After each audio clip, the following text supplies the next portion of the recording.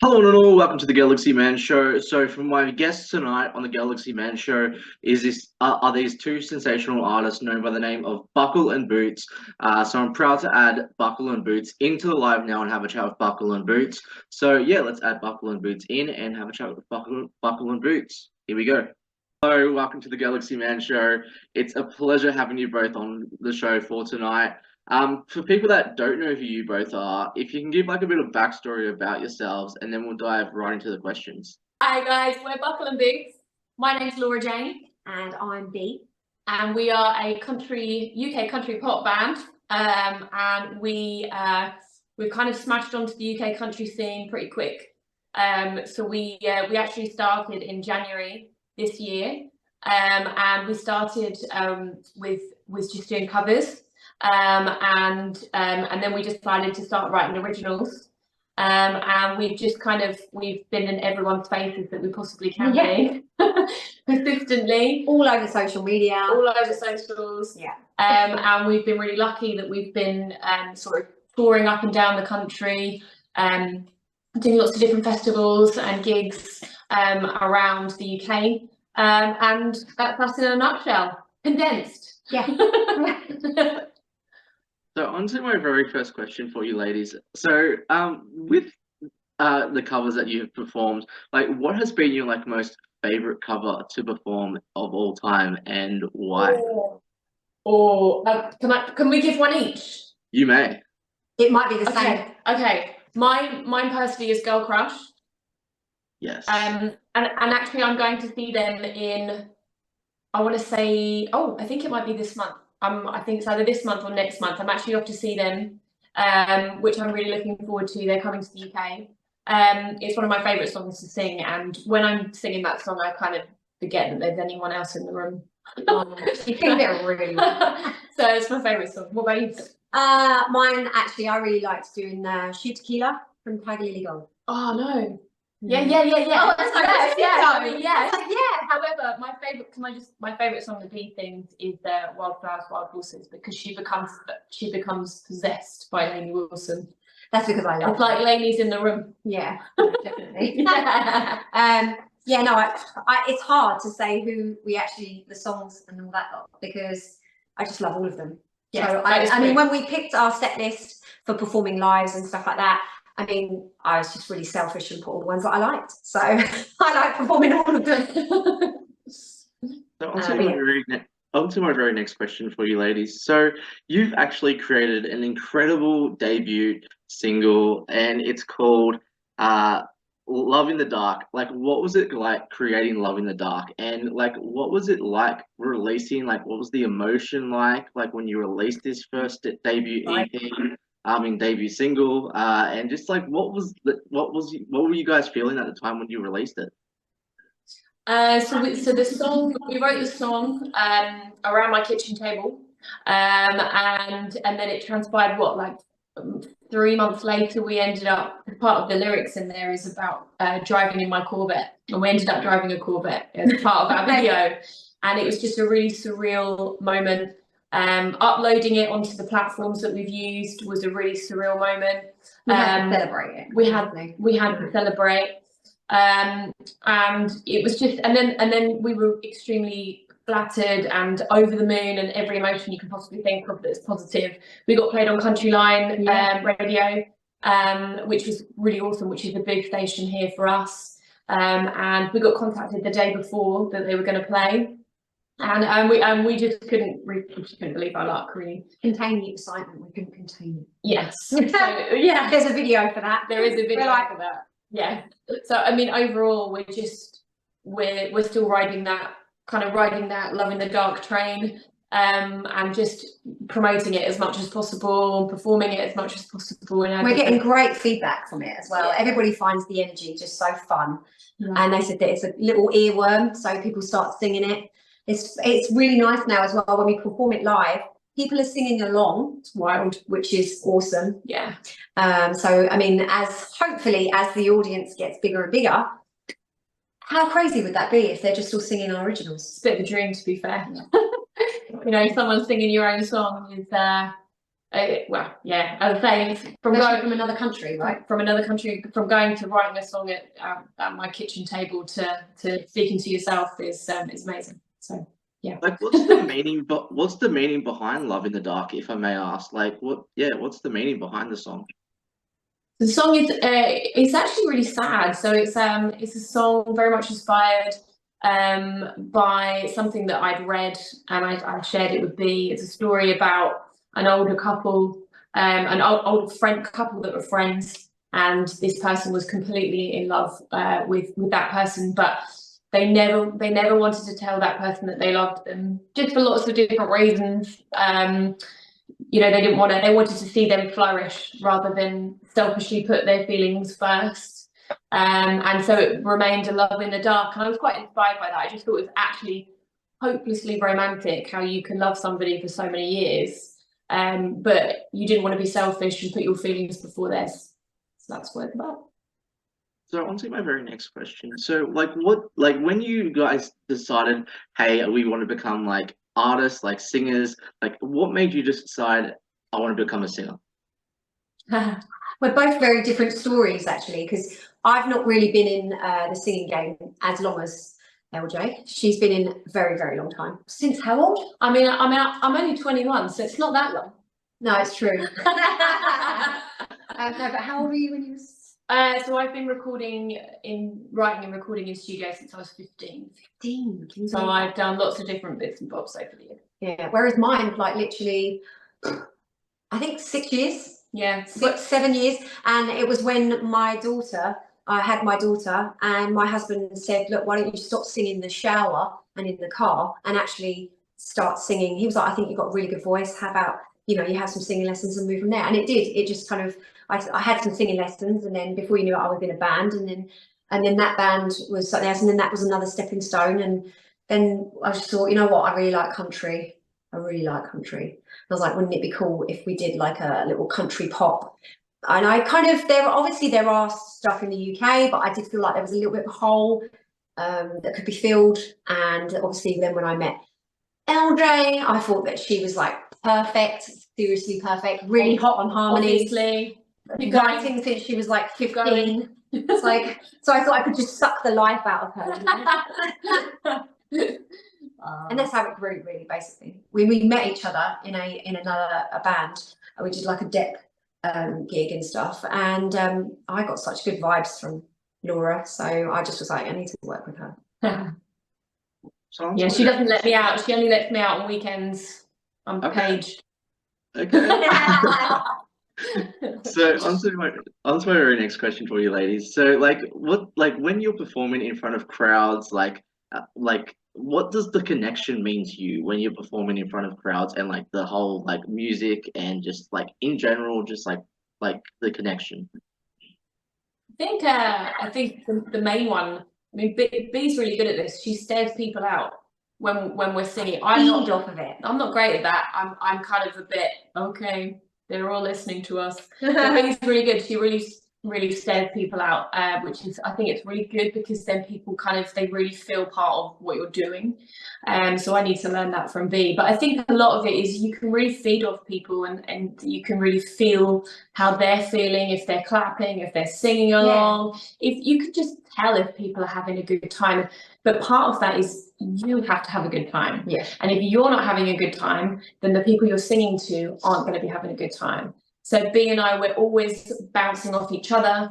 We vibe off each other. I look at you a lot because I like to see how you're vibing. And so we kind of bounce off each other, and it becomes this weird kind of triangle of everyone's bouncing off each other. Mm-hmm. So I'm bouncing off B, she's bouncing off me, we're bouncing off the crowd. And I think it's really I like seeing their emotions and stuff. Like if they're excited and or if they're really feeling the lyrics, I love it. Yeah, it means everything really. That's what it's all about. It's having fun. Yeah, totally having fun. Yeah. So if you guys could work with any top 3 music artists in the music industry, who would they be and why? Ooh. Well, there is definitely one we completely love. Yeah, who's gonna go for first? Chris Stapleton. Yeah. Wow. Yeah. What a guy. What a voice. He's coming from the UK as well. Oh man, we need to go see Chris Stapleton. Who else were we? Who else would you like to work with? There's so many. I mean, there's Yeah, it's too many to pick. I kind of want to throw a red herring. Go on then. No, let's do another country artist first. What about Posty? Oh no, yeah, we said Posty. Posty. Yeah, Post Malone, he is smashing it right now. I mean, he's doing like collaborations with everybody. So come on, you know, get in there with the Brit. Yeah. I think you know, he's amazing. We love Lenny Wilson. Oh yeah. But I don't know, like a lot of people seem to be jumping on the bandwagon or the country bandwagon. And I don't know, that would just be really interesting to see who else would like to come over to the country world. I mean, I think people like Charlie Puth is really underrated as a pop writer. I'd really like to see him do something a bit different and a bit country. But then there's like UK artists that we really like. Luke Fleer. We really like Luke Fleer. I don't know if we've heard of Luke. We met him at C2C last year. So yeah, I've named too many. There's too many people that we'd like to collaborate Pretty with. much everyone, shall we just say that? Yeah. We're not fussy. Yeah, we are. So on to my very next question. So if you could go anywhere on tour as artists, like where would you want to go to and why? So as in touring? Like yeah, tour like any country that like would like satisfy you, like Australia or like whatever country. I think I'd love to do Australia. Yeah, Australia would be amazing. Totally. Do you think there's a big enough fan base in Australia? I know Lainey went over there. Lainey Wilson. Didn't Lainey come over? Didn't she? Yes, she did. She did. Yeah. So I feel like country music in Australia, I mean, we know of quite a few of your artists over there as well. We do listen to quite a few bits from over there. But I feel like it's growing quite big, right? I feel like it's growing like in the UK. It's growing massively in Australia. So Has there's it? like festivals Amazing. like Tamworth Music Festival. I don't know if you've heard of Tamworth. Yeah, I have, yeah, because yeah. I think I'm following it. We're following it, right? Yeah. So like these day and ages, like country music is just everything. Yeah. Like Awesome. especially like now with like the new generation like of music with country, it's just so beautiful to see and like watch. It is Yeah. kind of realizing as well that, you know, yes, you have the central, I mean, it would be amazing to go around Nashville and all of those areas around there, and that would be a great tour, you know. I mean, that's an ultimate dream, right? It's on the cards. We're considering possibly dipping a toe and chucking ourselves over into Nashville, even if it's busking next year. We've recently put a band behind us that are a set of amazing musicians that are just lovely people, and we float the idea to them, do you guys fancy going to Nashville this year maybe, or next year? And they're like, yeah, we're in. So we're sort of we've been contacted by quite a few different places in Nashville already to ask us to come and perform out there. So it's just a distance and stuff like that. But so that is very much on the cards. But maybe we need to come to Australia. Yeah, I'd love to go to Australia. My husband's been talking about it for years, and we keep saying when it's our anniversary, but that seems like ages away. But it's a big anniversary.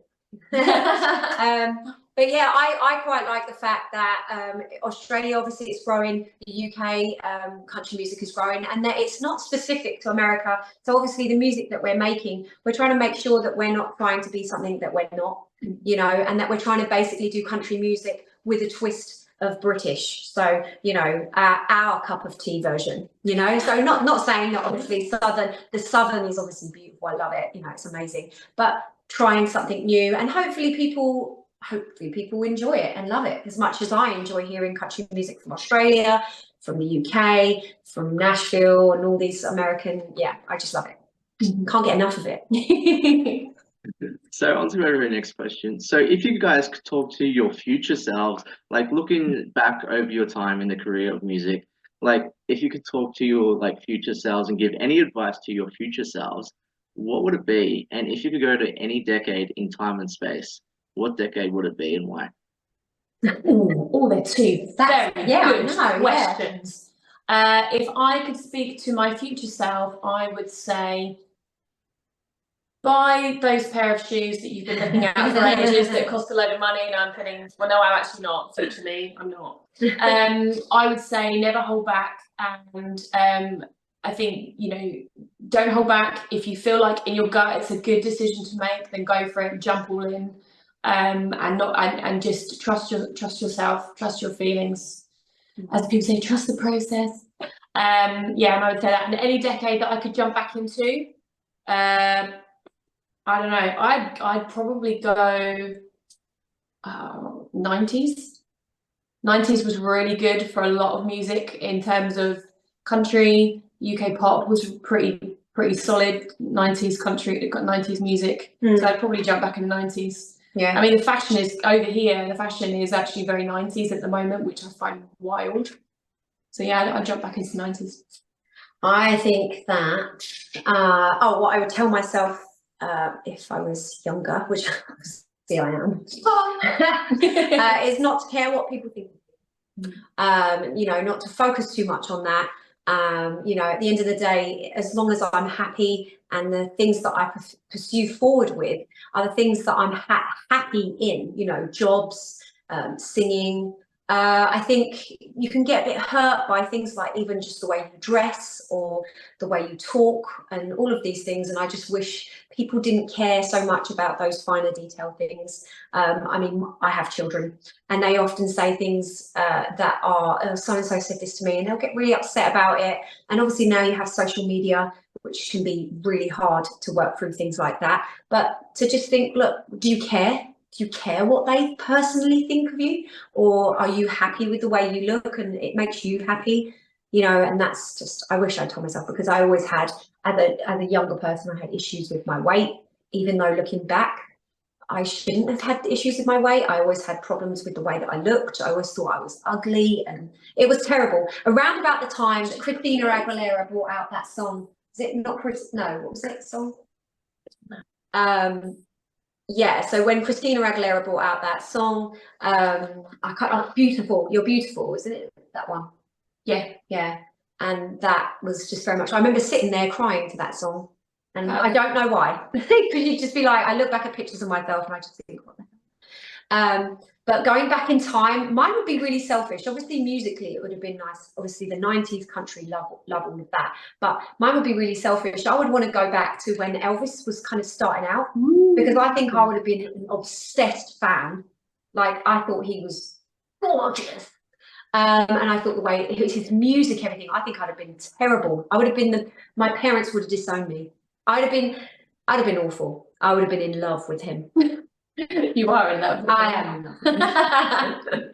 But yeah, so that's that really. So on to my very next question. So like, if you could give like any upcoming artist advice on wanting to start out in the music industry, what advice would you give to upcoming artists? I think the music industry as a whole is quite cutthroat. It's hard. It's really hard. As Bea touched on the social media aspect, it's a lot harder now. You have to have a really thick skin. You know, you could put something out there and someone will try and tear you down. People that don't even know you. You know, people have preconceived judgments on you, perhaps because of how you look. I think a lot of people in the music industry really struggle with that, and that creates a lot of anxiety. And I think, you know, then that really affects your mental health. It's a really difficult industry to get into.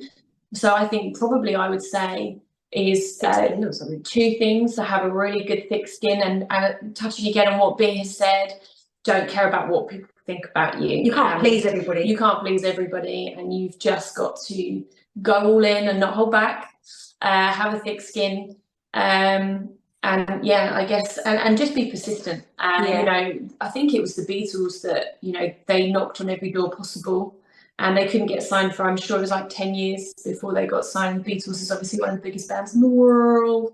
And they just kept going. And I just think things like that is, you can have the most incredible talent, but if you haven't got the drive and the goal and the ambition and the right vision, you're not going to get anywhere. So keep pushing, be persistent, and don't hold back, I would say. I don't know if you wanted to add to. Embrace any invites. So we got invited to the O2 last year. Was it last? No, this year. This year. You know, and it was basically drop everything and go. Tiger Lily Gold invited us to the Blue Room at the O2. And it was just, I remember calling you and saying, what are you doing tomorrow? We need to drop everything. And unfortunately, it was Mother's Day, right? It was Mother's Day. So it was just like, right, forget the kids. You know, you put your time in, it's fine. No, but it was very much like, yeah, just when these opportunities, yeah, exactly. And so that door. Exactly. Yeah. So on to my very next Including question. in Australia, right? Yes. So on to my very next question. So like with like the whole positive and negative side into the music industry, how do you get through those like negative moments as like an artist? Well, you know, we've got each other. I think it's harder when you're a solo artist. Hopefully, if you're a solo artist, you still have got people around you who can help. But like, I mean, before, I have to say, like, even before we kind of did this now with you, just as we're going on, we're looking at ourselves in the video and we're like, oh gosh, I'm so old, or do you know what I mean? And then I'll turn around and go, that is stupid, you know, and we pick each other up, yeah. And I think that's a great thing, because you're not always going to be 100%. You know, you are going to have dips and things like that. And as long as you're not like obviously bringing the other one down, so then you both sit there with a box of tissues or ice cream and a glass of wine, crying your eyes out, watching Bridget Jones. Sounds like a lovely evening, to be fair. Yeah. But we kind of pick each other up. And we're there for each other, you know, because we are very similar. Yeah, we are both mothers. We both have family lives. We both have other jobs. So the commitment that we have put into this is very equal, right? Yeah. So yeah, we're there for each other. Yeah. So anything difficult that people face, I guess, share it. Mental health is such an important thing. Yeah. So we can share it with each other. If you're a solo artist, share it with somebody that you trust. Oh, that would just have a big cry. Yeah, and a beer.